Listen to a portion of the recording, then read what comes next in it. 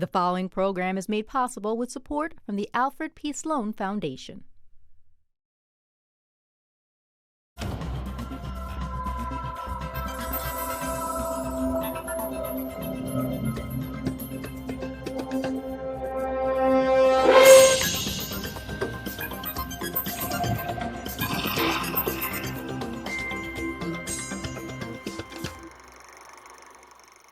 Welcome to Science Goes to the Movies, a look at the stories of science and how they change our culture. I'm Heather Berlin. And I'm Faith Salie. We're going to be reviewing current movies, TV shows, and sometimes checking out a blast from the past, but from the scientific point of view. Today, we're going to take a closer look at nanotechnology. Movies love to mess around with size. From Godzilla to King Kong to Honey, I Shrunk the Kids, Hollywood knows there's a good story in life at an impossible size. And now, from the Marvel Universe comes Ant-Man. In Ant-Man, Dr. Hank Pym recruits the talents of Master Thief Scott Lang. Armed with a suit that allows him to shrink in size, possess superhuman strength, and control an army of ants, Scott Lang, played by Paul Rudd, saves the day. Second chances don't come around all that often. I suggest you take a really close look at it.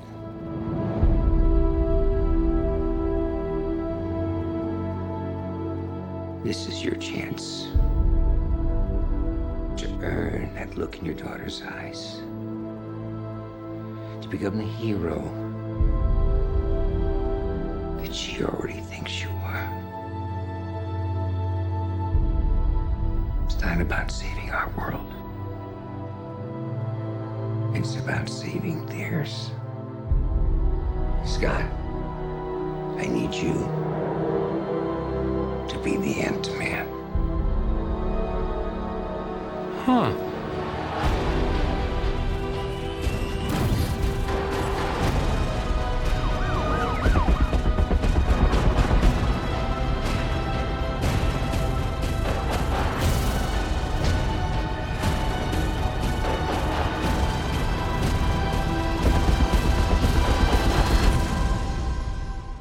One question.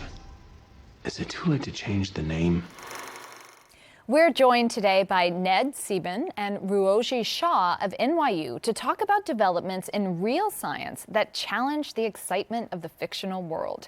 Ned is a nanotechnologist and crystallographer known for inventing the field of DNA nanotechnology. Ruojie works with him as a senior research scientist. Here on Science Goes to the Movies, we don't usually criticize a film for failures of science, but we're going to make an exception for Ant-Man and point out the fatal flaws in the shrink ray trope. And we're not the first to call out the Ant-Man storyline for impossible science.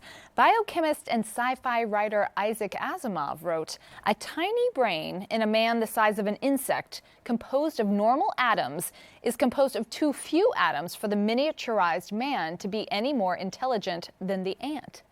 Problems abound in shrink ray science. If a biological body could shrink, can its tiny lungs still breathe normal-size oxygen molecules? Probably not. And if you could shrink the atoms, the resulting density and weight of the object would most likely make it useless.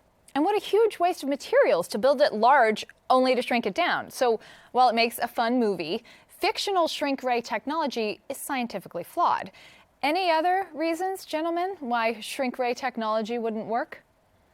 Well, atoms are the size they are, typically a tenth or so of a nanometer across, and that's how big they are.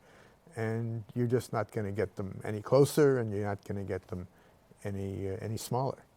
I mean, let's start out small, pun intended. How small does something have to be considered nanotechnology? Well, it depends on who you're talking to. Most people are happy to say anything smaller than the micron scale, which is a millionth of a meter, is on the nanoscale. I mean, I would put it down to maybe between a tenth and a hundredth of a micron. But do you nanotechnologists get in heated debates? No, that's too big to be nano. No, we don't care. Whatever we do, we do what we do, and it's the outside world that says, oh, this person works on nano, this person works on the micro scale, whatever. I don't care. I'm just going to do the experiments I'm going to do. I'm going to make them molecules I'm going to make and with the functions that they're going to have. And whatever size they turn out to be, they turn out to be. I guess that leads us into the movie Ant-Man. Would you say then that some of the technology they used in Ant-Man would be too giant to be considered nanotechnology? All of them. I think nano inside of the millimeters, right?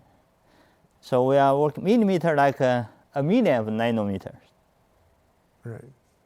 So that's too big. I don't think they are concerned themselves they are nanotechnology. They are still in the scale of the optical microscope scale. Optical microscope scale and not nanotechnology. Right. So when you were watching the movie, were you like, come on, that's huge? You watch movie, you have fun. You don't care too much about this. Watch movies to have fun. Yeah, fair my enough. kids like it. Your kids liked it. Yeah. Okay. I guess I'm surprised to hear, when I hear technology, even when it's attached to the word nano, I think of things that aren't living and are fabricated. And so it's interesting to me to learn from you that nanotechnology involves the manipulation of living things. Well, we're dealing with the living things. All the DNA we work with happens to be synthetic, just because it's easier for us to do it that way. I guess because we're taught in school DNA is the stuff of life. It is right? the stuff biological of, stuff. It is the stuff of life, and because of that, already for many years now, it's been possible to synthesize it because it's the sort of thing that you'd like to do. And we do fabricate things, but the difference between, say, our style of fabrication and the style of fabrication that, say, Feynman postulated in his initial nanotech lecture would be done is his stuff was top down and ours is bottom up. So we're actually making stuff from DNA. And the thing about DNA is it contains information inherently. I mean, that's what makes us us. But in fact, we can use that information not just to code for genes, but to define the structure of the molecules on the nanoscale that we choose to make.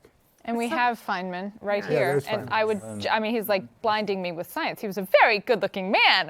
When it comes to movies, he should be James Bond rather than Q, right? But some people actually track the concept of nanotechnology as far back as 1959, when Richard Feynman, in his lecture entitled "There's Plenty of Room at the Bottom," described the possibility of the direct manipulation of atoms. So how important was that lecture? Well, to me, not at all. I heard about it like 5 or 6 years after I got into doing what I was doing, what I am doing. You won the Feynman Prize. Yeah. That's true. Some years later, yeah. But why don't you think it was important? Well, I said for me it wasn't important because I chose to do what I'm doing, which was to make stuff out of DNA on my own. I was obviously aware of Feynman, but I'd never read his lecture, never heard of his lecture. About 4 or 5 years after I had started doing the kind of things that I'm doing, somebody came up to me after a lecture and said, you're doing nanotechnology. Of course, I have an appreciation for Feynman, but what Feynman wanted to do was to build a machine that would build a smaller machine that would build a smaller machine. So it was the kind of fabrication, let's grind it on down to the finest possible level. But what we do is we start from the bottom up. We make a DNA molecule, and then another molecule. We've designed what sequences we want the DNA to have, and then we put it in the pot and we kind of cook it up and cool it down, and there's our goodies. Ned, I know that you're credited with creating the field of DNA nanotechnology, and I went to Wikipedia and I looked it up. So I happen to know that DNA nanotechnology is the design and manufacture of artificial nucleic acid structures. But I still don't know what that means. So, so can you please define it better than Wikipedia? What that really means is we can take well-defined units, structurally well-defined units, because structure is what I'm all about, and we can put them together much like Lego on the nanometer scale. That's the whole notion of what we did. What's flashing up behind you there is a bunch of balloons. No, it's a molecule we made a little over 20 years ago, so we've gone beyond that. It's a truncated octahedron if you look closely at it, which means it has 6 square-like aspects and 8 hexagon-like faces. And we made that by taking smaller units, it's actually, we made squares, and we put each of those 6 squares together, and we did that because we have the ability to code this square talks to that square using DNA information. And we did that all the way around this thing. But since you're the man, and this is exciting, I feel, because you're the man who sort of created this field, so I'm really curious as to what your motivation was. Why, is it that you had a fascination with building things? And why go so small? Why not go big? What drove you? I didn't have a fascination with building things. I was an unsuccessful crystallographer, a terribly unsuccessful crystallographer. What does that mean, to be an unsuccessful crystallographer? It means I couldn't get the things I was interested in to crystallize. So, and I was at a very dangerous stage in my career. Namely, I was an assistant professor. I had 5 years to do something or get fired, right? I know what it feels like. Yeah. Tenureship is the mother of invention. Well, fear is. And so what I did, because I was a crystallographer, I knew how to write computer programs. At least in those days I did. I mean, I'm not sure I speak the current languages. But at any rate, and so somebody from a neighboring lab came by and started talking to me about branched DNA. And branched DNA is an intermediate in the genetic process of recombination, which is how your genes get shuffled before you pass them on to the next generation. They get all shuffled up in a process called meiosis. Anyway, and there were some physical aspects of that I could write programs to simulate. So I simulated these things, and it was virtually a scholastic exercise because there was almost no way to test anything we were doing. And then one day I had the notion that, in fact, you could freeze these things and examine them in a particular way. And I won't go into the details of that.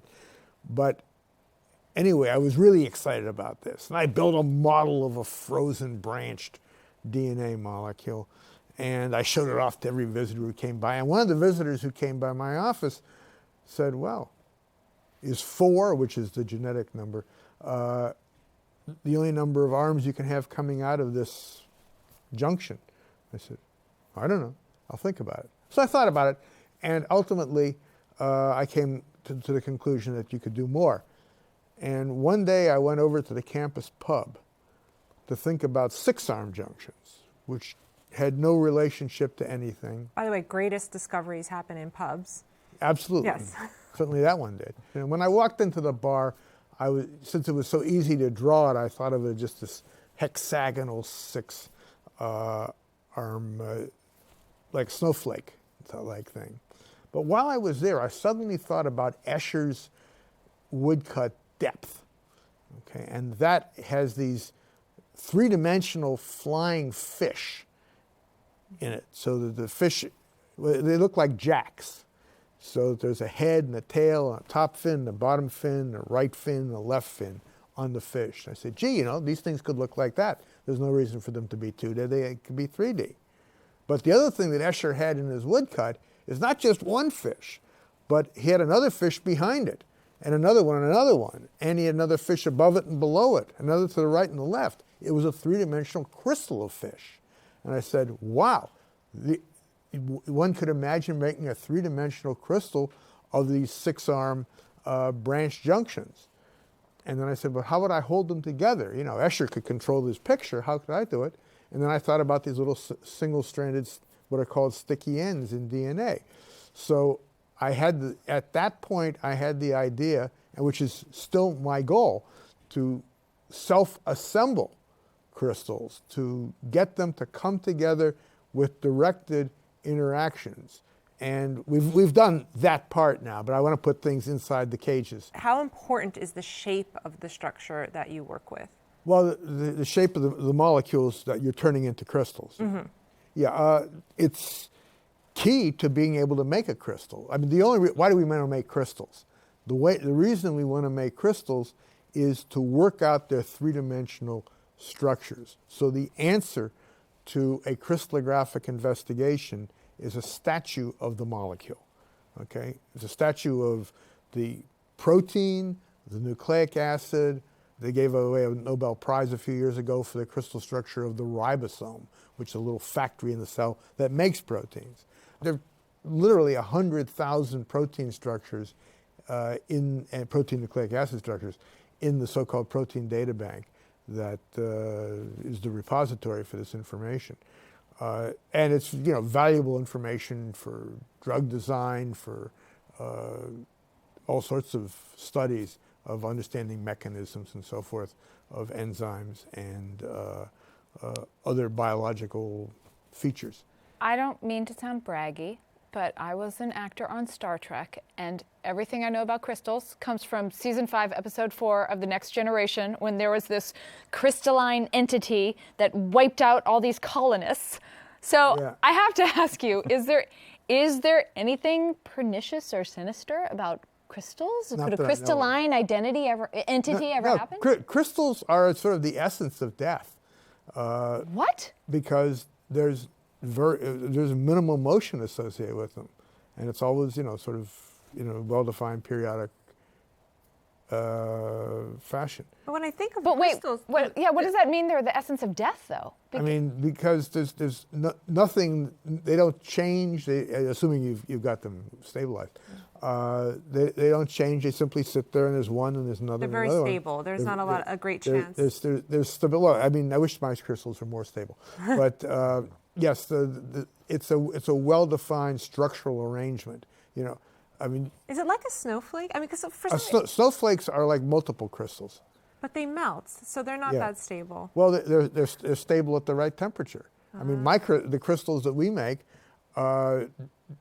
we actually have to freeze in order to take them and collect data on them, because in the synchrotron beam they go like that. So they're like death at the right temperature. Like that's the right temperature. Right. Yes. And so in the movie world, though, most nano bots self-replicate. Yeah, we can do that. So self-fabrication is that's the goal of nanotechnology? No, Or how does no. it happen on that scale, if you can do Okay. it? Well, I mean, self-replication it's a question of what are you replicating?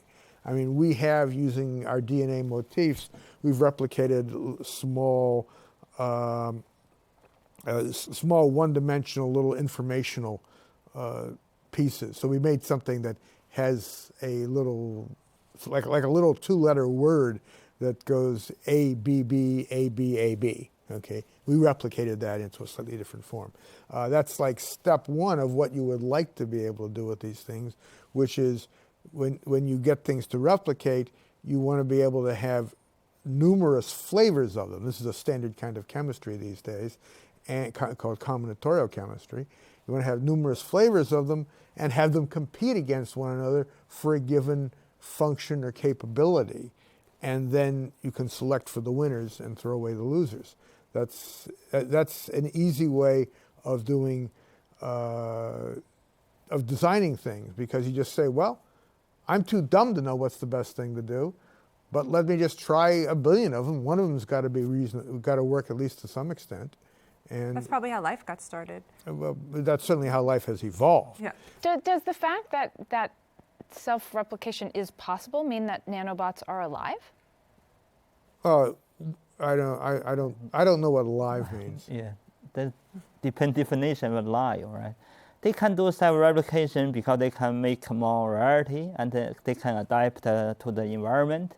All right, they But- can adapt to the environment and they can copy themselves. Is Yeah. there any, I mean, can you understand how someone could assign that life-like qualities?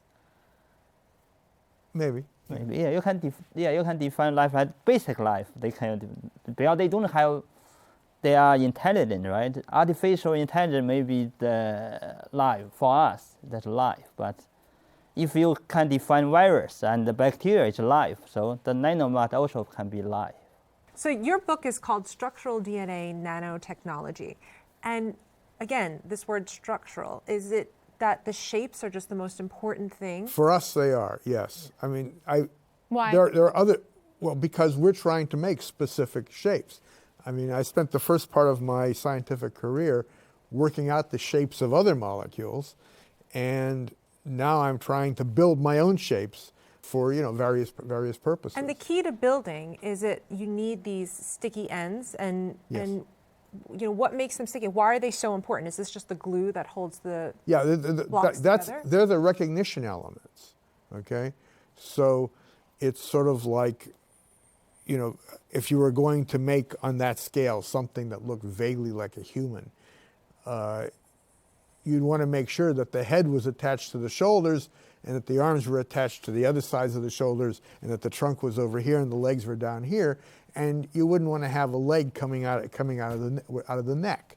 And there's information, developmental information, in the way an organism develops, and we use that same kind of, we have a different kind of information. It's the sticky ends that say, okay, we're going to put the leg down here at the base of the trunk, and we're going to put the head on the top of the... What makes it viscous? What's the sticky part? Oh, it's not. It's sticky what only makes in them that attractive they to each just other? hold together. But what? What it does? It's the same interactions that make DNA a double helix. So the DNA double helix has a backbone over here and a backbone. Actually, they're pointing in the opposite directions. But I'll do it like this. And in between them are bases that recognize each other. So it's an attraction, and without that, It's a recognition. recognition. And Okay. actually, one of the neat things about DNA is the backbones hate each other. Okay, so you can get them apart. So that gives you control. If the backbones loved each other, then the backbones would talk to each other, and what would be the point of the bases? So that wouldn't be a very good genetic material. So these guys actually come apart, and then at the right temperature, and you can bring them back together. How strong are they? How strong is that bond that keeps them together? A few kilocalories, that's all. So it's fairly easy to... per base, but you get a lot of bases, per base pair. Without that stickiness, as you call it, they would all be straight lines? There wouldn't be... No, that's a separate issue. That's the branching thing. So if I have a little branch over here and have another little branch over here, I bring them together with the so-called sticky ends. Sticky ends is just a jargon-esque term for a single-stranded extension beyond whatever goodies are over here. Mm-hmm. It's like a connector. It's a connector, but it's a connector with information. Mm-hmm. That's the key point. The concept of nanotechnology pops up everywhere in film and television all over the world, from Japan's anime series Ghost in the Shell to the UK's Doctor Who. On Star Trek, the Borg are deeply invested in nanotech to assimilate individuals into their collective. And Agent Cody Banks used nanobots to clean up an oil spill. But here in real life, what are the applications of this work? You guys work so hard. What are you going to do with it? Well, there are a lot of possible apps for us. One is again the bottom-up assembly of stuff. Then the question is, what's the stuff? So one answer is to put together nanoelectronic components to make smaller and faster and better computational units. The original goal here was to make these little scaffolds that I was talking about, the crystalline scaffolds, and put inside each of the repeating units potential receptors for drug leads, so that we can actually look at the way a drug lead interacts with the receptor when they're introduced to each other. And that's sort of the way that the protease inhibitors were developed to combat HIV. So, but they were very lucky. Their proteins crystallized in such a way that the business end was facing a solvent channel. They could soak this stuff in and they could look at it. That doesn't always happen. Sometimes when if you crystallize proteins by themselves, if this is the business end, they can come together like that. You're out of business. So we'll have the level of control to organize them in 3 dimensions and to be able to look at potential drug leads. I mean, you're clearly a man who doesn't just focus on science and allows inspiration from the arts. Right. Do you think most scientists are as well-rounded as you are, with their left and right brains so connected? I don't know. Some are not so well read or whatever, but you got to remember, I haven't had a TV since 1972. So Did the words Norman Lear mean nothing to you? that's the thing. I spent a lot of time in hotels. I've watched TV since 1972, but it hasn't been a regular pastime. So instead, I've done a lot of reading and thinking, and I go to a lot of art museums. But I think most scientists have other interests, I think, Yeah. besides the science. At least, for Yeah. the people that I know and work with, and even myself, is that the art, and that's why I was so excited about your story, is that the art informs the science Yeah. and the creativity. Because And the vice science versa. is creative. But just to dispel a myth, it's not left brain, right brain. That's a myth. It's different parts of your brain that are involved, but it's not the whole left brain, right brain is been debunked. Oh, okay. Just want to put it out there. That's good But to yeah, know. yeah. Well, that is about all we have time for. Thank you so much for coming by. Thank you. Our Don't- pleasure. Don't forget to check us out on the web at CUNY.tv under the Science tab, where you'll find past shows, additional content, and a link to our app.